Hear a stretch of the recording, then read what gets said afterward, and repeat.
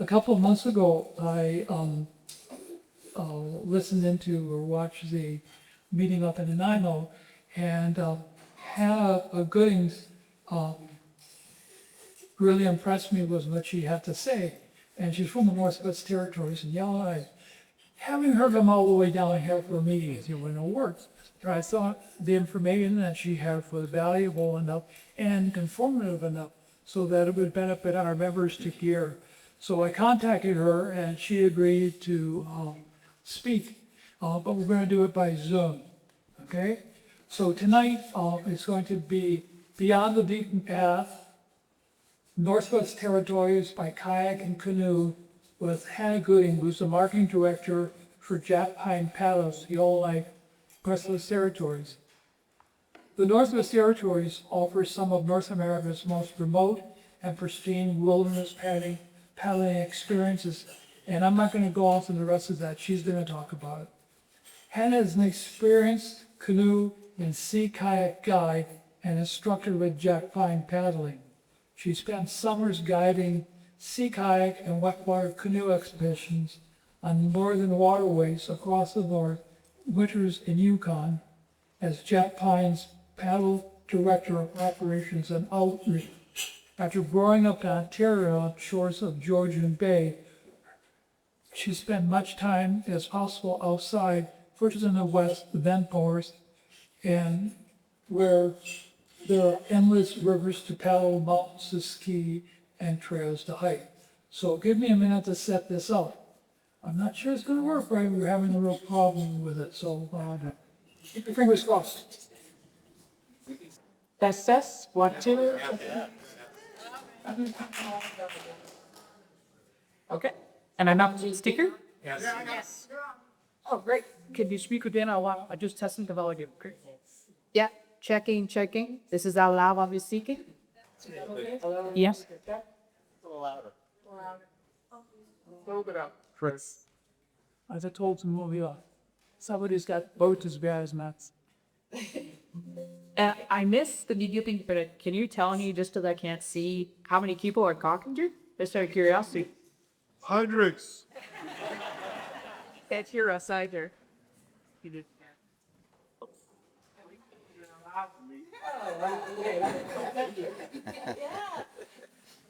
I don't know why that felt important to me, but and they have very. So, please go ahead. All right. I should check that you can see my screen, right? So, how do you get yourself out? She can't see you. Yeah, you have to tell her. Sorry. You can see my screen? Yeah. Yes. Yes, you can see your screen. Okay, thank you. Just thought I should make sure that before we go with further here. Okay, so I can't see you, so if at any point during this you need to interrupt me, then please do so. But otherwise, Fred has arranged the last questions at the end. But of course, if something happens with the audio, please cut me off, and because I won't be able to see you, Fred. So just you'll have to speak loudly into my ear. Okay. So thank you so much for having me. I appreciate the opportunity to, as Fred was saying, to be able to join me virtually, because of course it would be a lot for me to be traveling around, to talk to folks. But it's always nice to be able to join virtually, especially after a first supported meeting. I feel like it's nice to still have that in-person connection instead of everyone logging on. But I do appreciate you allowing me to be virtual. As Greg was saying, my name is Hannah. I work full-time with Jackpine Paddle. I live winters in Whitehorse, Yukon, and for 6 months of the year, I live between Yellowknife and Northern Wells and Nunavut for full-time guiding, as long as the ice is out. That's kind of the time frame that I'm in around that area. I feel incredibly lucky to live in both places. They're both so very different. I'm sure some of you have been out before. They're not comparable, but I love them for different reasons. So today my goal is to kind of bring through that, the thought process of I want to paddle in the north, and instead make it an area. So you want to paddle a bit north, you want to paddle in the Mackenzie Bounds or the Varan pets, a little bit more of a less than black dogs and more of a specific area. We support lots of tricks that come up independently. So throughout this presentation, I'm hoping that if you're planning on coming out and meeting and you're doing your own independent trip, this still gives you some information to be able to jumpstart that plan for doing. So yeah, I jump into it, and then at the end we'll have some questions. So we'll quickly run through a little bit of a Jackpine Paddle overview, who we are, where we operate, to orient us all. And then we'll jump into pirating the territories, how and where, and go through a couple specific readings. So Jackpine Paddle is a Yellowknife-based guiding company. It's owned and operated in Yellowknife, and the main goal of Yellowknife and the original purpose of it beginning was dedicated to strengthening the northern economy and keeping tourism funds, tourism money, tourism jobs as much as we can in course. So many of our guides are born and raised in NWT, in Nunavut, in Yukon, and then quite a few guides like myself have moved up for work, whether it's Jackpine or fine or other work. And I think you talk to a lot of people who live in either Yellowknife or Whitehorse, to be honest, and it's a lot of the same story of, came up for work and stayed.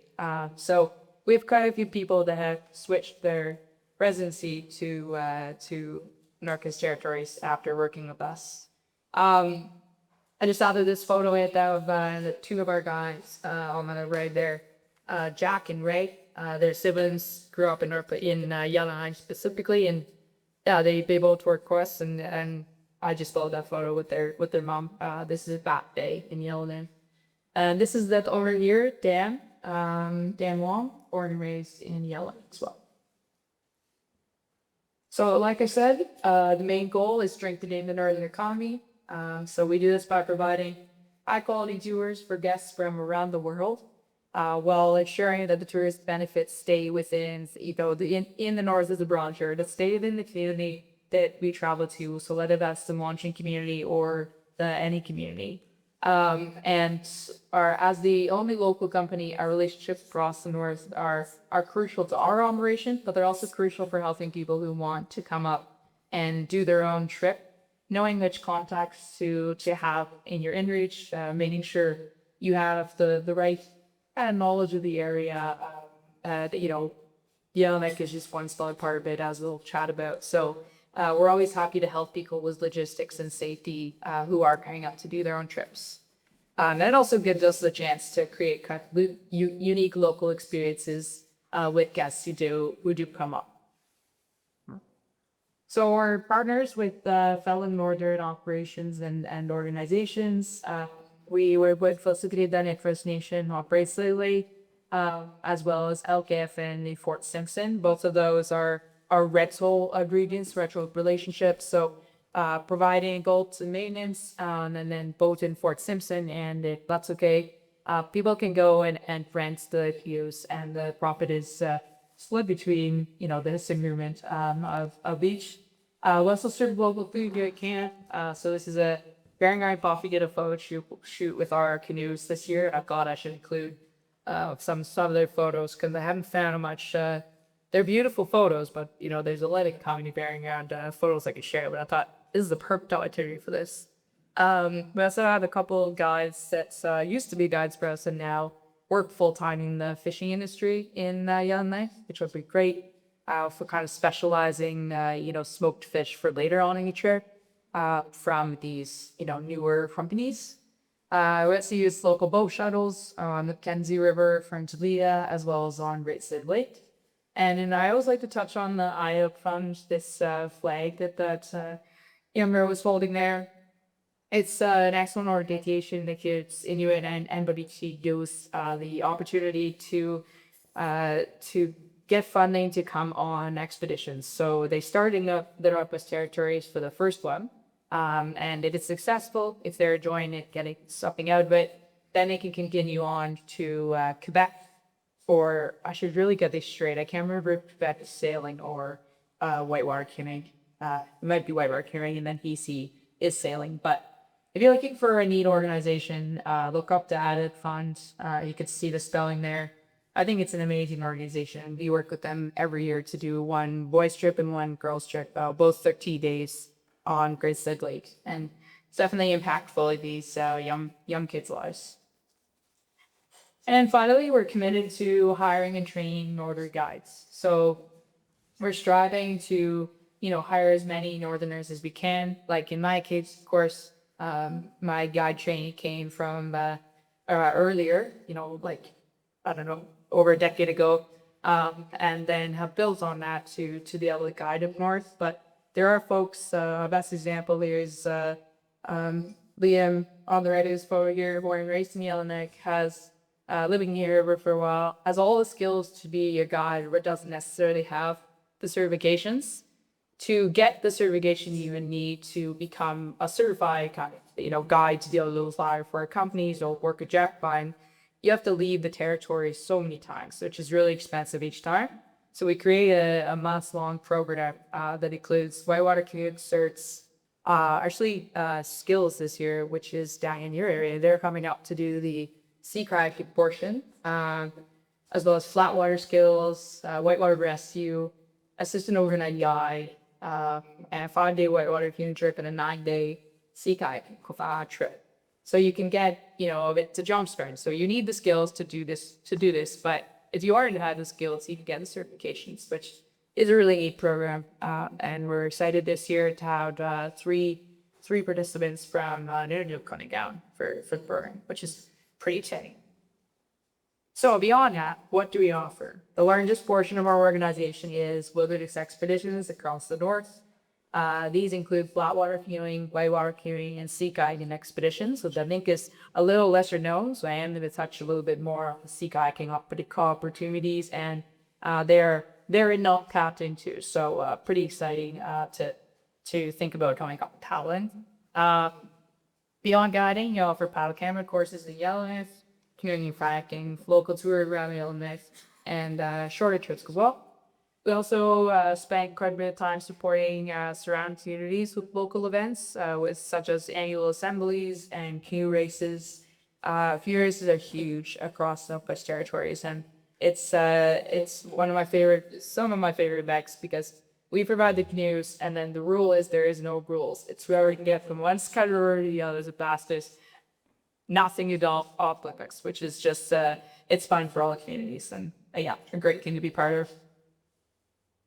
So just to step back to fully explain Jackpine Paddle before I further, I do want to mention to the legendary Alex Hall. I'm not sure if anyone knows Alex Hall or did trip with him, but he was in the marathons for 42 years, living near the river, and mapped extensively different routes that kind of connect to the Yukon and especially the Yukon. He passed away in 2018, but before he did, he sat down with Dan for quite a few sessions to pass on as much knowledge as he could, as well as his extensive maps of the region. And it set us up to be leaders in Arctic environment paddling thanks to his extensive details and route maps. So in 2019, Jackpine Paddle ran Alex's routes for the first time, and we continue to run some of these routes today. So we'll talk about at least one of them today. So where are we? It's still looking like this in Yellowknife.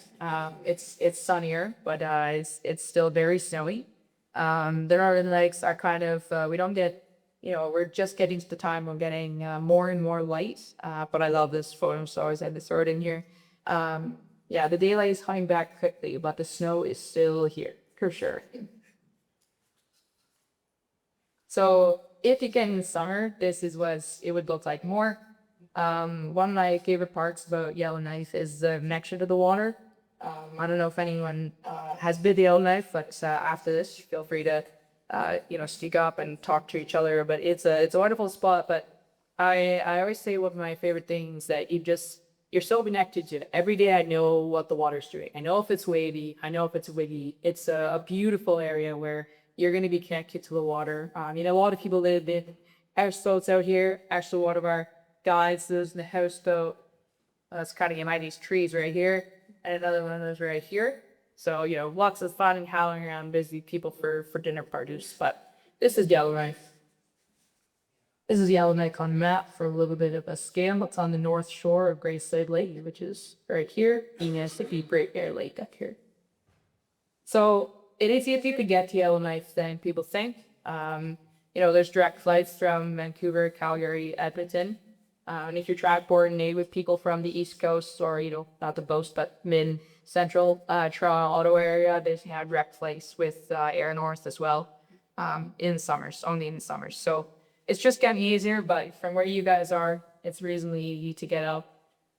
It's, with more airlines that decline, the prices come down. So the leg of getting the Yellowknife it should be less of a deterrent than it probably was, many years ago. So, where do we operate? Like I said, our base is Yellowknife here, but we also have satellite operations in Port Simpson, Norman Wells, and David. So each of these are locations where we launch trips from.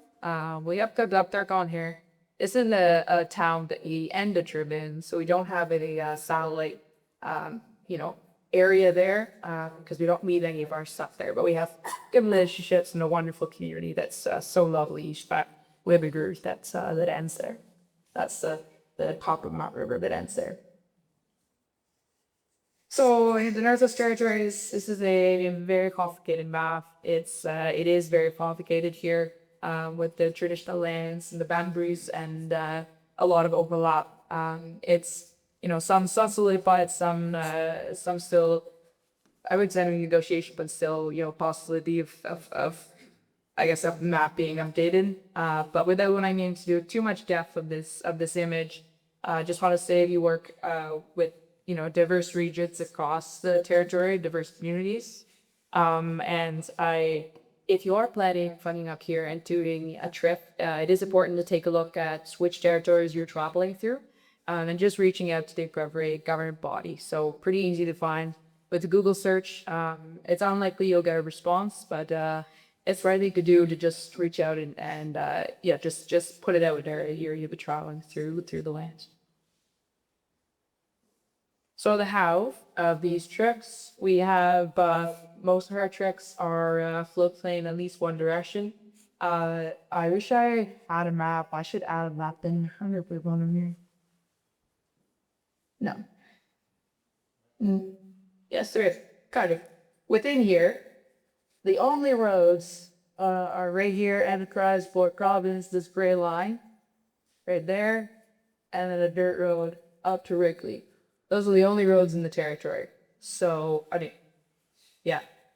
need to go over to Yukon. But most of our trips are fly simply because we don't have roads to support, drive drop-offs. Where we can, we use boat shuttles. Like I said, on Canberra and off Great Slave Lake. But most of them are floodplain in and out, which shouldn't be discounted. It is a beautiful way to start a new trip. It's the most peaceful start because when the plane leaves, you go from chaos to just simplify, and it's a really beautiful moment. Okay, so I went through that rather quickly because I do want to spend more time on where I want to talk about the diversity of paddling here. There's endless waterways and such a high diversity of paddling across the territory. But today, just to start scratching the surface, I'm going to describe 4 different regions, going to a little bit of detail of each one. And I'll pick 1 or 2 waterways per region to kind of just show us the images of. Hopefully this gives you a sense of the range of paddling up here and helps you narrow down your search if you are interested in coming up on your own or a guided adventure. So we're going to talk about the Mackenzie Mountains on the border of the Yukon and Northwest Territories, the Western Arctic, north of Great Bear Lake, north and east of Great Bear Lake, the Barrenlands, which is east of Great Slave Lake, and Great Slave Lake itself. I will focus more on kayaking because I know that's a dangerous for a lot of folks, but I do think it's important just to get a glimpse of, if you can kayak. I'm a big believer that I kayak, canoe, stand-up paddleboard. I think if you can paddle one vessel, you can paddle all vessels. You understand how water moves. So if you do want to get to an area, Kayaking is really exciting, great city life, but being able to like, head on rivers, if that's of interest to you, don't feel held back by, by the canoe being a change of vessel for you. Hopefully, that's not too controversial that they can say it looks. All right, so we're gonna start with the Mackenzie maps. We're gonna jump right in. So the rivers you might know in this area would include the Nahanni, the Natlas, the Keel, the Broken Skullable as well, so headwater to Nahanni. We're really excited. Last year we got permits to run commercial trips in Nahanni National Park. And this is we did a joint application with LKFM, the First Nation governing body in Fort Simpson. And yeah, we're really excited for launching our first commercial trips in Nahanni. We'll be focusing more on the Bannon Lines, the Western Arctic, the areas that are less traveled through, but having the opportunity to have a partnership with, a community that should be benefiting from this is really exciting for us. So it's taken a lot to work out how it's going to work between both of us. But yeah, we're on our way. And we've also partnered with Nahanni Youth, which is the community the UN, the Nahanni River at. And that's really exciting. We're doing a day at the end where we'll stick around for a day and you'll be, place to talk to folks who live there, and there's an opportunity for kind of art sales as well as paying for a cater for our flies and DOS. So we're excited for that adventure. We started this summer.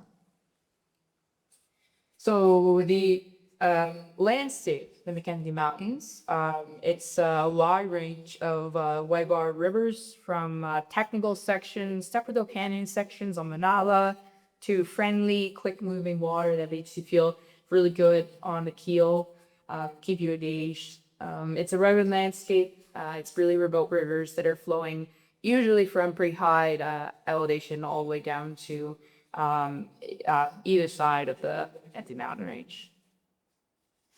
I think this is a beautiful image here of this is on the Nala just before you get to the Nala Keel confluence. It's a sonic place, and I just released I did justing it, so I put out a blog post on a bit of the history of the Mackenzie Mountains and a little bit of a breakdown of the different areas within the parks. So I'll put a link at the end of this if you're interested in kind of getting a read on it. But I will say one thing that's worth doing, whether you go through the blog or you do it on your own, is to find it's the National Film Society released a film called The Last Moose Skin Boat Project, I think is the title.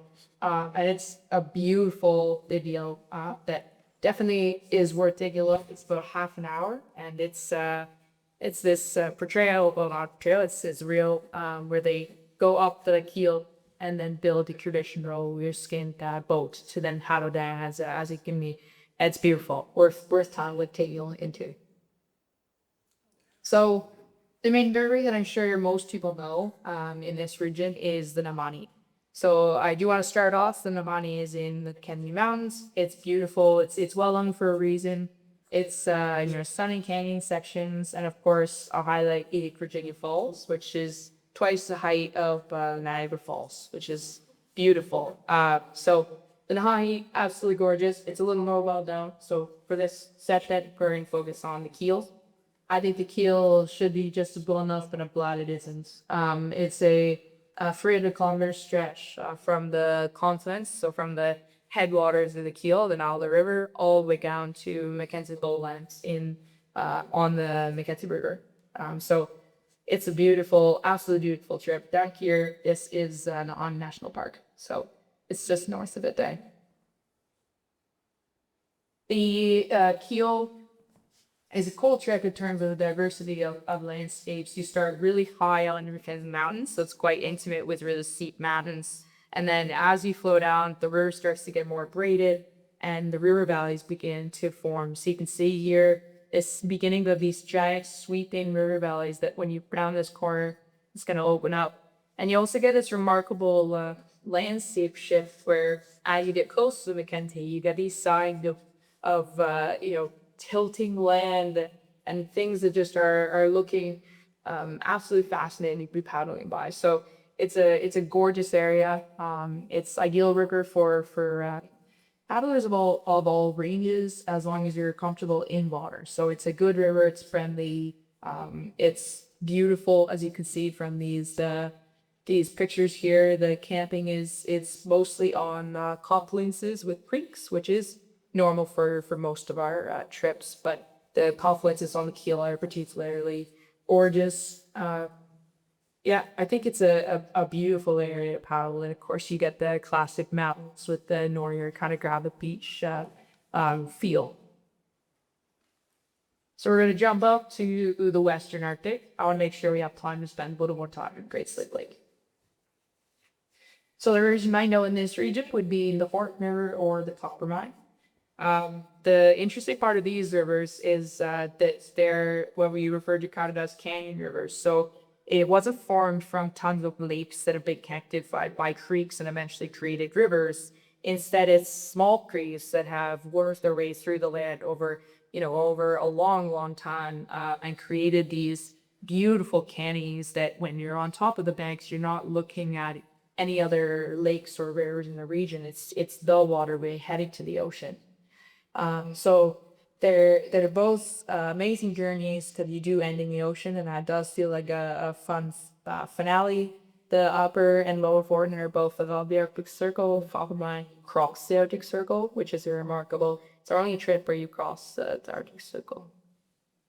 I do want to always throw the Coppermine in here because I think the canyons are beautiful. But if anyone's interested in bigger volume whitewater, then the Coppermine is definitely a trip to consider. It's one of our bigger volume whitewater rivers. But to focus on the Horton River, so we're above Great Bear Lake there. The Horton, it goes from Horton Lake here all the way to Raymond Bay, what we call first half Upper Horton and the second half Lower Horton. Today we're going to focus on the Lower Horton because it has the end of the ocean. That feels like the right section to focus on. So the trip itself is a 14-day trip, also 300 kilometers for intermediate to advanced paddlers. And it's a vast time of the landscape with Gravios Dodley from this image is just dramatic colors in the hills. So it's almost as if someone's taken this photo and turned up the saturation. The colors are just vibrant, they're beautiful. And you can probably tell in this photo here, you can see some smoke. I love this image because it's of it's called the Smoky Hills region. So you have these the small deposits of fool's gold that's spontaneously igniting hazards since the last radiation, and you get these, if you just in a still image, it looks like pockets of fog, but in real life, it looks like smoking hills. I think it's just a really neat element to the trip. And like I said before, the canyons are, both the rivers up in the Western Arctic are known for canyons. The Horton doesn't have as clear-cut canyons as the Coppermine does, but instead has these canyons that almost are, breaking away. And this image here, I think, shows really well that these small fill cup are slowly collapsing in. Creates amazing terrain to be camping in. It almost feels, like ruins. Yeah, just a really amazing section of the world for sure. And of course, with heading to the ocean, we do have some whitewater. The whitewater in this section is segmented. So it's a section, skeletal rapid, and then an area after. So it's not continuous. Coppermine is continuous. This one isn't. It allows the people who are, on the more learning side, to be able to join in and be told exactly the moves to do. And they're often just one move rapids, we call them. So it's go left, go right, or I guess go straight could be an option. Go with up and north. But yeah, it's something that's doable and feels good to go through it. And of course, the benefit of this trip is that you do enter the Arctic Ocean, which is a remarkable ending to a trip. This is taken last summer, where we had more ice than normal coming over. So I love this image here, but when it is a little bit more clear than how exciting the balloon is, which I guess ice is amazing, balloon is probably are both. And the wildlife in this section on Badudas, this is a hotspot for wildlife viewing. So it's a wildlife corridor for big game, such as caribou, muskox, archibald. Oh, I forget that these show up. Caribou, visitors. That's a golden eagle, hairy strumming, muskox. And these articles with a white in color and show up against the backdrop, which is really neat. As well as arbitrar, which is definitely a highlight for those who are on board to catch these pink-bellied beasts. They're quite abundant on the upper Borden, and they're quite abundant on the first half of the lower Borden until you get an influence from the ocean pushing back in there. They tend to be a little harder to catch, but for the first part, they're abundant, and we can count on having some fish for sure.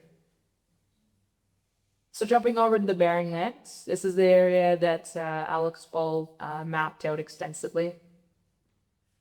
And you can tell that from the trips we run in this region. So we're the only consistent company running trips in this region, and we're the only that do a lot of these trips. So this is because of Alpsol. This adds a new national park in Canada. 2019, after decades of negotiation, it became declared protected area, which is really exciting. That's our only lake-based new trip. So if that's of interest to you, feel free to take a look. The Tolson, the Elbe, the Clark, and probably the most known, definitely often described as the most magnificent, the Phelan River. So this region is known for its treeless extents, its glacial esters, which look like, an aerial view looks like a long snake of this, the only elevation in the area, made from glacial rivers underneath the ice and the floods over time, creating these giant beasts they climb in this image here. It's rocky shores, ample wildlife at this region too, and rivers for all levels, from beginners to advanced. And as you can see on the image on the right, one of the most remarkable things about the Bering Lands is just the endless, limitless hiking. So anywhere you feel you want to go, there's almost no limitation of how far you feel, other than making sure you got more to have it the next day. And I think this image here, this is the club just before it comes into the Phelan, but also a neat image of just, you can see the tiny, shallow bodies of water. That this is a region that it's been carved into a river, but it all began from lake to lake. So I'll just go back here. You can see even the width of the river. It's all quite wide. This section will have been a lake and then have been harrowed in and forming a river over time. So the Phelan here is a 12-day trip. Novice paddlers. There are 8 rapids on the trip, but they're all navigable, so no portages. And it's absolutely our most remote area that we paddle in. So when you're on this trip, you're about 300 kilometers from any community. So you're really remote. You're not going to see anyone, and it's a remarkable area to see because it's otherworldly. I think is often the way that people are describing it. So the Phelan here, this image on the right I love because it just looks. I mean, we have it up in our staplers, maybe on more. Maybe it's more meaningful for me, but I feel like it's a beautiful picture, a perfect campsite that you're paddling along and you see this, perfect plateau. It just feels like you camp there, and then I dump to the Esper right behind it. Just feels like a good spot. The other piece of while you're on this trip, there's a really high likelihood to find artifacts from the Chilean and Caribou Inuit cultures from ancient huts of the Beverly Caribou as they cross these rivers in the summer migration. The Beverly Caribou herd is on the decrease, unfortunately, or there's some cases where they're actually joining a herd further up north. On the western Arctic, I forgot to catch the blue-nosed caribou are doing quite well, so that's a very highlight to seeing them there. If caribou is the reason you're found up. There's still a lot of wildlife, but instead of seeing thousands of caribou, now we're seeing groups of about 30 to 50. So definitely a decrease there. And then these arrowhead caribou fences where they are, but photos are welcome. speaking of musks, or I didn't say muskars, but speaking of wildlife, this photo was taken from this past summer. Noemi, one of our guides, took this that photo. Absolutely love it. Also grizzly bears here, as well as lake trout as well. So jumping into Great Slave Lake and kayaking, our last region, Great Slave Lake. This is an image here, kind of a little bit of a depiction, but we're going to dive a bit deeper. So Great Slave Lake, I think this is the thing I have. Okay, so if you can picture a flying goose there, I'm going to give you a second to see if you can. Okay, hopefully you pictured it like that. So I'm going to use this flying goose because it's easier as we go to talk through things. So the wing of the goose is what we call the north arm. This yellow dot here is Yellowknife. So this is the north arm. And then the neck of the goose is what we call the east arm. The head of the goose is Canoe. That national park that I was talking about comes all the way down around here. So we're going to start with the north arm. The north arm is the trip that we're happy to offer as a little bit more of an accessible expedition. It's our only trip you can offer with a row shuttle. The transportation both ways on row keeps the cost lower than our fly-in expeditions. And it's a beautiful area. It's definitely something that folks should consider, out of. It's weirdly remote for what you can see here. I've done this trip. I always have to think about this, but I've done this trip. I guess 4.5 probably is the best description because one time I went in the middle. And I hadn't seen anyone on this trip other than close to Yellowknife or great at Bichigo, which is French Channel there. It's an absolute maze of islands. This is the last 40 kilometers to Yellowknife. I just put this up there because I think it's important to see. Sometimes the depth of the islands are about 5 kilometers from mainland. So it's remarkable that you can out of this trip, over and over again and not be on the same area. And almost all of these islands are campable. Of course, if you're with a bigger group, you're looking for something that's a little larger. But I mean, most of these that you're seeing, you can definitely set camp up on.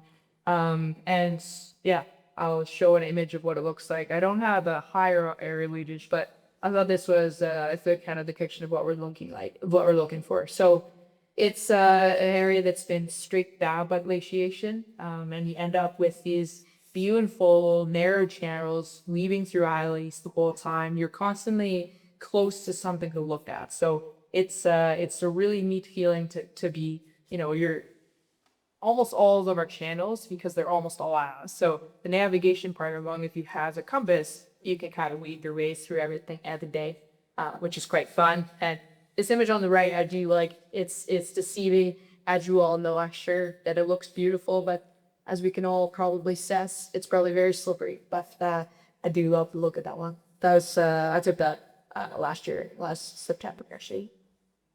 One of the benefits of the North Arm is that you paddle into Yellowknife, which is an amazing ending. So you paddle, I guess depending on you either start in Yellowknife or you paddle there, or you finish in Yellowknife.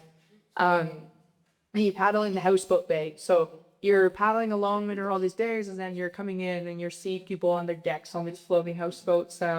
It's a really neat feeling to paddle into community. And the other nice thing is that the North Arm is a little bit more shallow than the East Arm, the Name the Goose. So we can run this trip earlier in the season. So if midnight sun is something you're interested in June we have almost 24-hour sun. It never dips bare. So even when it's technically not up, it's still only, dusk. No headline is seated. And this is one of the trips really rhyme because the ice comes out quicker than other places across the territory. So to jump over, the trim I want to focus a little bit more on is the East Arm. So again, the neck of the goose, right directly the neck is an island called Etna Island. And this is where we focus our hiking trips for now, and we will expand beyond as well. But that in the park comes all the way down to here. So when we paddle the East Arm, we often have time to head up this peninsula. Oh, we've got some weather, but this is it to Nene. And it's also beautiful. Here's a little bit of a glimpse. The reason that people head up to the East Arm amidst these towering cliffs. They're absolutely beautiful, glacial shaped as well, but it's left towering cliffs that run across the same line. So you can see this phase and this phase, I don't know if you can tell, but they're on the same exact angle, and it continues all the way for 400 kilometers up the peninsula. So it's so beautiful, but it also means that you have egress points to get off the water if you need to, because each bay is a possible landing site. So you have these sections of the cliff, but you do have options to get out. Might not be the best camping area land, but there are areas where you can get out, which is nice. This trip we arrived by a boat with Lucky Sport Fishing, one of our partners in town, as well as a float plane. We can't fit tandems on float plane, and we can't fit enough floats on the float plane, but it's definitely helpful. We can't fit all the people on the boat. So you are left with this situation where we have usually folks either boat in and take plane out or the other way around. Both are remarkable. So the planes, you see this area from the air is stunning, but to see it from the water and get to glimpse into the open aspect of Great Slave Lake is also, I mean, amazing. Just seeing how big this body of water is you know, it's essentially the size of Belgium in a lake, which is amazing. So both remarkable ways to get there, but much more remote than the North are in terms of actually how far you are from Yellowknife. You're about 200-kilometer boat ride from Yellowknife. And this region here, this image is an area where if you put the CN Tower in the water, it would be completely underneath you. So it's the deepest part of any lake in North America. It's remarkable. The cliffs drop straight in. This photo here, this is my dad at Canoe. He came a couple of years ago.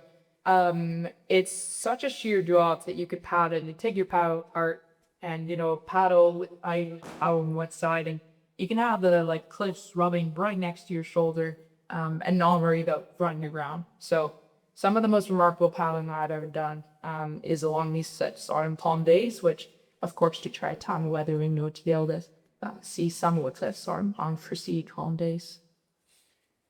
The camping out in this area is mostly these big expansive gravel beaches, but in some areas we also have more of you know, cage shield aspect, kind of cut rock, but there is deep all the way around, yeah. And speaking of rocks, the rocks out here are some of the oldest in the world. They date back to 3 billion years old. These are called stromatolites, as anyone has heard of these before. I just wrote a piece on them as well. I should stop saying I just wrote. A couple months ago I wrote a piece on just to learn about the fossil.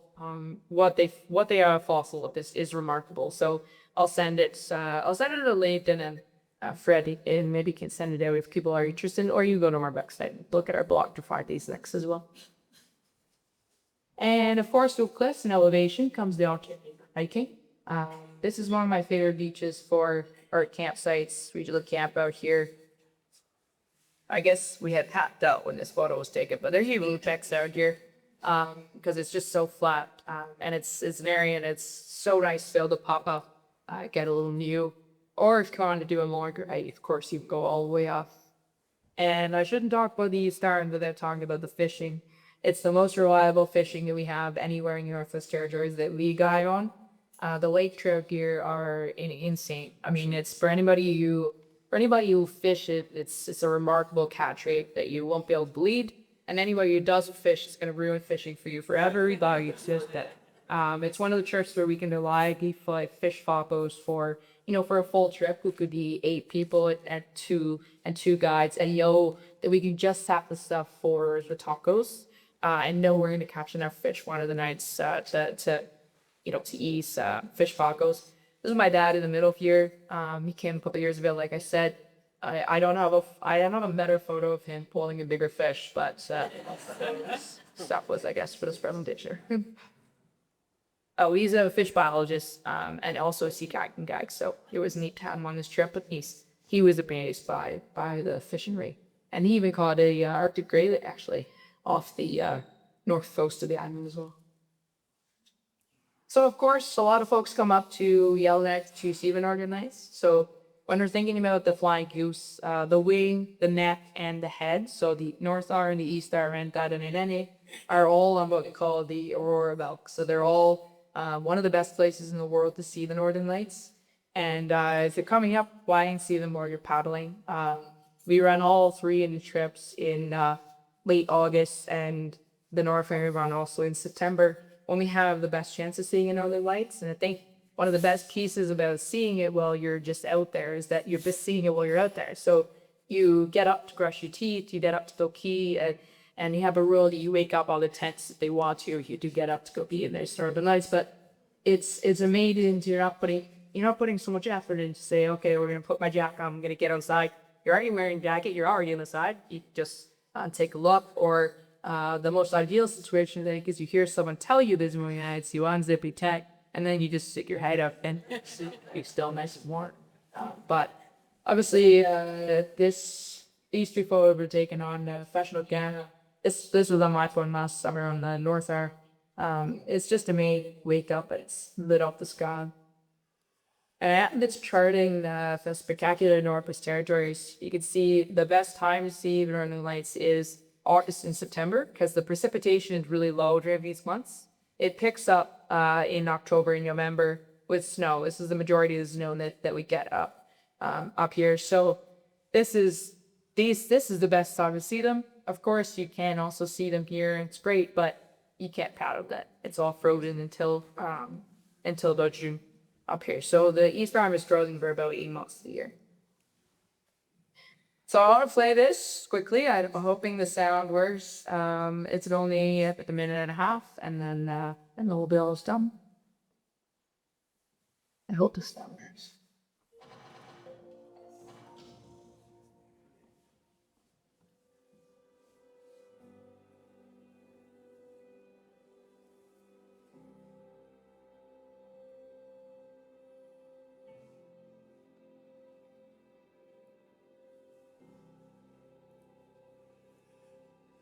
We're 200 kilometers away from Yellowknife in the fabled East Arm. The reason why we were running towards here is the majestic cliffs, world-class trout fishing, clear, deep bays, and just pure, unspoiled wilderness. We're the only company running any kind of paddling tour out here in the East Arm. Grizzly Lake is the 8th biggest lake in the world, and there's nobody on it. The size of the fish, the diversity of fish that you can find here, from lake trout to walleye to pike to whitefish and canoe. All of my staff are from the Northwest Territories, and Jackpine Paddle is 100% northern owned and operated.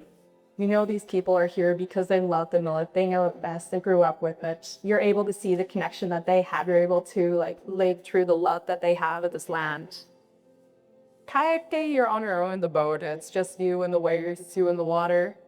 It's a good moment when you become one with the boat.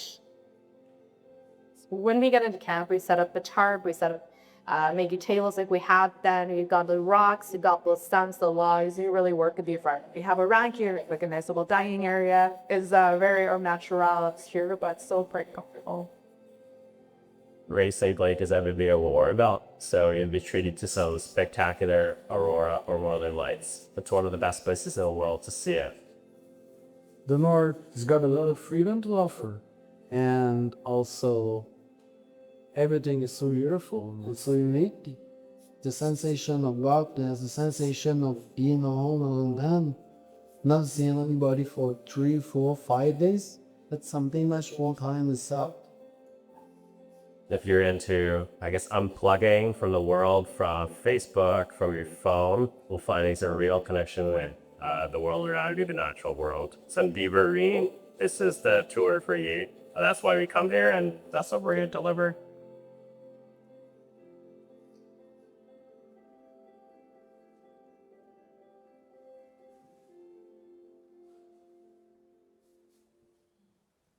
I feel like sometimes a little bit moving moving world is better to be depicting that area. But that's great, Sidley. It's beautiful. I did want to mention that we have done trips with other pattern boats like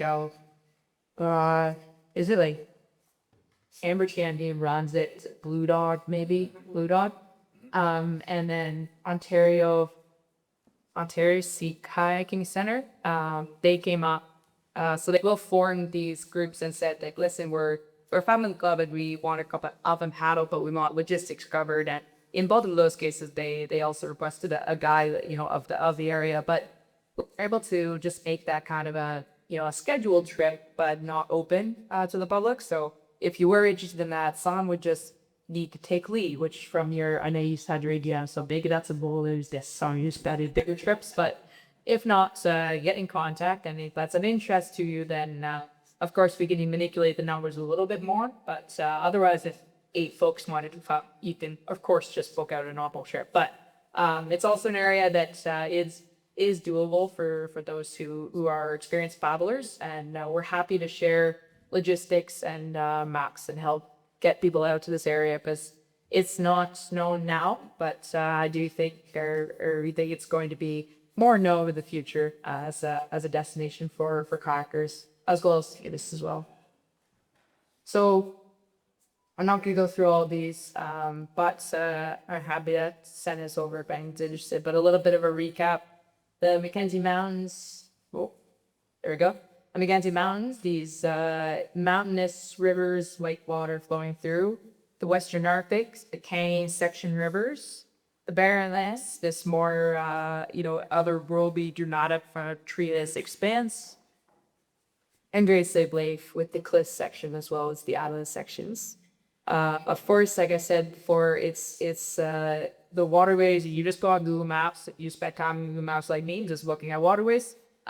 There's an insane amounts of water up here, so it's just scratching the surface of the opportunities kind of run up here. But hopefully, it gave you a little bit of sense of kind of what direction you're leaning towards, or interested in looking further into. So with that, I want to say thank you for listening and letting me join. I'm not sure if questions are possible in the format we have here, but I'm happy to send my email over if that's helpful to you, or maybe there's a way that we can ask questions. Okay. So what we're gonna do is I'm gonna move this up here so she can see everybody in the audience. Or, oops. No, I'm there. I'm here. I'm here. Can you hear me? See my glasses up, the Katsu down to the AD, you know.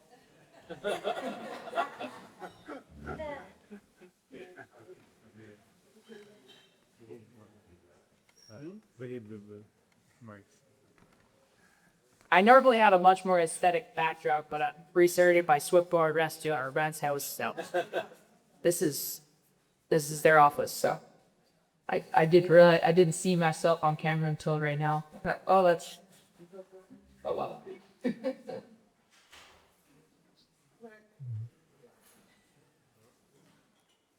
Anybody put on Zoom? Should be able to just click on that open. What are you trying to do, Faye? Yeah, just click on that. Yeah. There we go. Don't touch anything else. Yeah, that's fine. You like that. That's good. Huh? Push. There you go. If you've got questions, please raise your hand. Well, I have a question about rentals. Do they rent? Web equipment and boats. Oh, good question. Yes, I'm sorry. I usually cover that. We do ask. So for a few rentals, it's very simple. We have a lot of canoes and they can be rented out. For kayak rentals, depending on the group size, we have a fleet that's 3 tandems and I think about 10 singles. So it has to kind of offset or not be at the same time as our guided expedition, just because that's the quantity we have. But this year we're running 1 East Arm trip in August and then 2 North Arm trips, one at the very end of August and one in September. So very likely that there's gigs that work, especially if we know wired up ahead of time. And you rent everything you would need. So life jacket, kayak, paddle, tents if you need. Imagine you bring your own sleep gear, but we do have that the right boats. Yeah, so lots of rentals. You can go to our website and find we have a rental section. And if you're renting out of Yellowknife, you're working directly with us. But again, if you want like to start in Gulf Gate or in Fort Simpson, then you'll be working with us and our partner there. Other questions? Can you describe your boats, your kayaks? Did you describe? What are they? We have mostly seaward. The question was is what kayak trip? Yes. Okay. Mostly seaward. So our tandons are all Passats, Passat G3s, and our singles are we have Fabo Pais, a Calva Grande. We have some legends for those who are interested in a little more, a little more edgy, dark, playful kind of boat out there. We also have a couple loaded systems. We have a Tsunami 165 and a Canvas 170 as well. So mostly seaward with a couple of systems in there. Other questions in the back there? How about bears? How about bears? Bears? Yeah. Yeah. It's going to be fun. So I'll treat it as kind of like the old territory. So the east are many of the kayaking expeditions. We're not concerned about grizzlies. So those are black bear only. I mean, there's some bison on the north part, but you'd be very lucky to see some there. But in the other areas, of course, there are grizzlies. Usually the grizzlies that we're seeing were either the first or at least the first of that year of people they see. So we have never had issues with ridding a bear with usually it doesn't take more than just stopping and yelling. Sometimes they're a good amount of kind, but enough to be, loud and disruptive. But we do take ample bear banders, and that is quite shocking and alarming for bears up in that area that are, we're having downrivers really far away from communities, so it's not likely that these bears have any experience with that noise. So in most photos that people have of bears on our trips are their bus. But if you're on the water, of course, you get some good shots. But yeah. And I guess I should also say our goal is to keep it like that for forever. So for very, very conscious, we do everything we can to, we're very bear safe. Everything that you would expect that you're doing, we'll do it, and maybe even a little bit more, especially on the east side. Let's say is a boated community, so sometimes we have people who fish along the way. So those black bears, have a little more connection of kind of human to fish, but they don't have a connection of kayaks to any food. But we are, again, we try to keep it very safe. So I'll even use a little bit of, bleach on fops at the end of the day, just to make sure that we never get habituated bears out there. What's the temperature like in August and September? Good question. I always ask someone, I forgot to I'll look it up, but I've had it there a lot those times. But it swings a lot. We can get, let me think. Okay, so at night, I wrote this from last year. At night, our lowest temperature on the east arm was a 5-degree night. So it's a cold night. But we had 30-degree days. So really big swing. Once the darkness comes back here, so August, you start to get darkness again. And that makes the temperature range swing, fluctuates quite significantly. So you can get cold nights. You can get full mornings. On the north arm in September, we'll often have a couple cold mornings throughout the trip, but then during the day, it usually warms out to about 15 degrees, 20 degrees. Yeah, we can have cold times, but most of the time the precipitation is pretty low, so it's not, you can wear a dry suit, you're dry anyway. Yeah, it's reasonable. It's not like, doesn't feel like winter candy when you're out there. It can be really warm. Although the water, the east arm is quite cold, so you do want warm day to jump into that water. Over here? Nobody seemed to be fighting bugs. Oh yeah, good question. Bugs. Okay, I think that the Banff Mountain Film Festival has done the north a little bit of a disservice in the videos that they select, because they'll only choose to portray videos where people have hundreds of thousands of bugs on them. The bugs tend to that, of course, just like anywhere in Canada, but the bugs mostly, I'd say if bugs are a real deterrent for a trip, then Berrylands is probably the area that's most likely to have kind of high mass of bugs. The East Arm aggressively, I had never eyed bugs on. I've guided this trip 3 years in a row now, and we still tell people to bring bug jackets because we're the only group that we know going out to this island, so can't get any intel before we're there. But I never had to use them. On the North Arm for kayaking, in the early season, there could be some black flies. They're not horrendous. They're not anywhere near as bad as where I grew up on Georgia Bay. But they could be there. And then sometimes last year in September, oddly enough, we had some black flies again on the North Arm. Then you go to the Mackenzie Mountains. When you're kayak in altitude at the beginning of the trips, again, no bugs. But when you get down to the lowlands, the Mackenzie lowlands or Lanigu, you can have some bad bug kind of evens. Like even though we don't have darkness, there's still that kind of like witching hour bug. So you still get that. And then the Western Arctic low bugs up there because that's just not kind of bug terrain. But if you were to get bugs, it would be closer to Great Bear Lake. And then as you get away from that, whether you're on the Fort or you're on the top of mine, eventually the ocean planet takes in and you're instead living with more precipitation than we get in general Northwest Territories temperature patterns and weather patterns. But you're also not having bugs coming in from this change.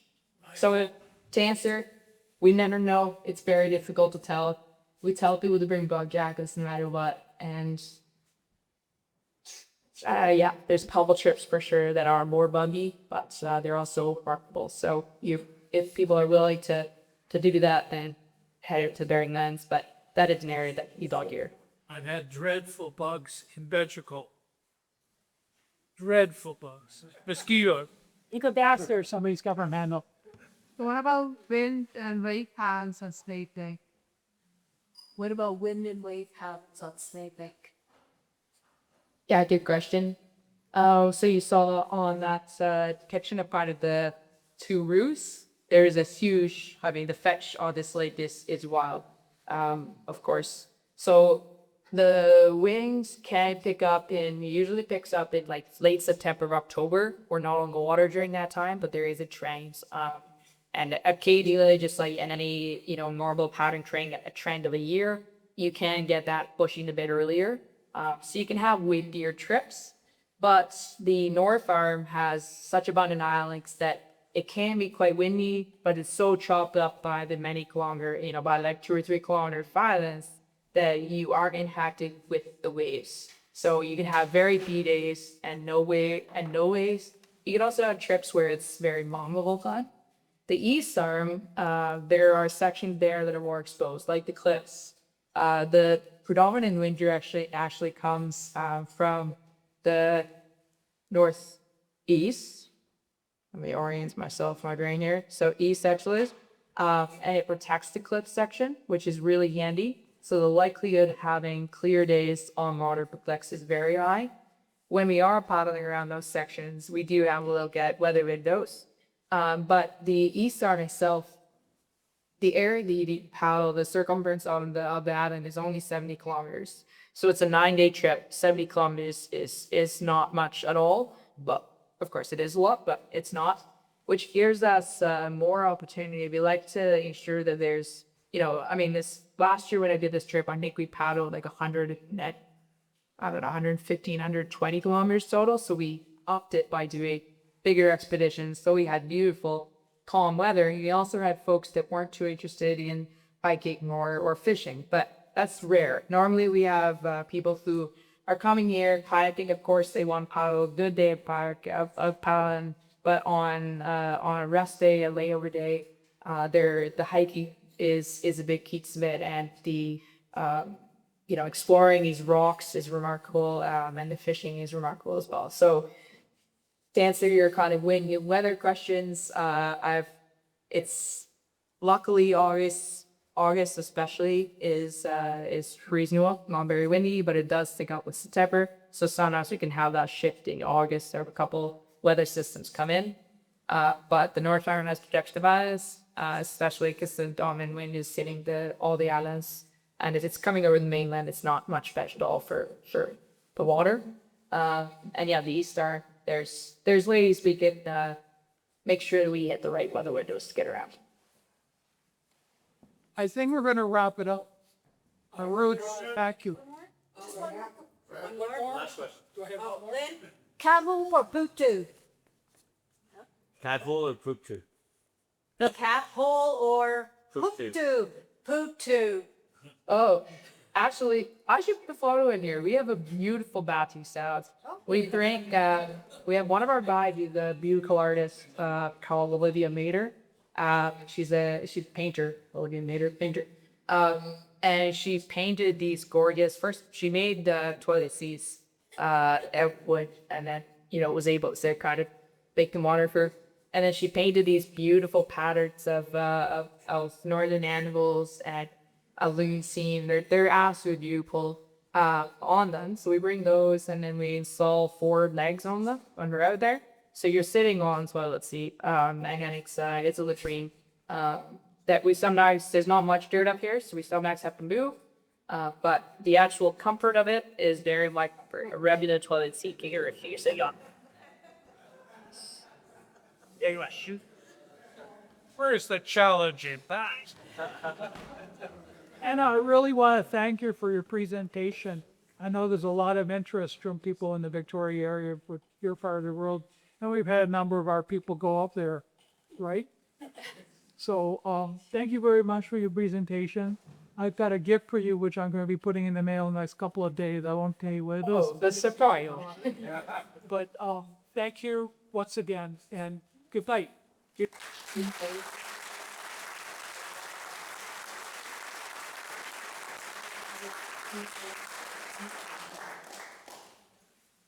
Goodbye. Before we leave, I got a couple of small things. Okay, somebody in charge of putting the chairs away? Yeah. Okay, good. Good, we have to put chairs away. Okay, next month is our last meeting of this session. And we've got Jacques Soros, which some of you probably already know. Jacques is really a world famous individual on his own right. He's going to be speaking to us at the West Coast Birds that we have. And also like Skip with this group to have that all the espadrical for the laws that soar over here and if we work it on this is so see everyone next month. How you doing?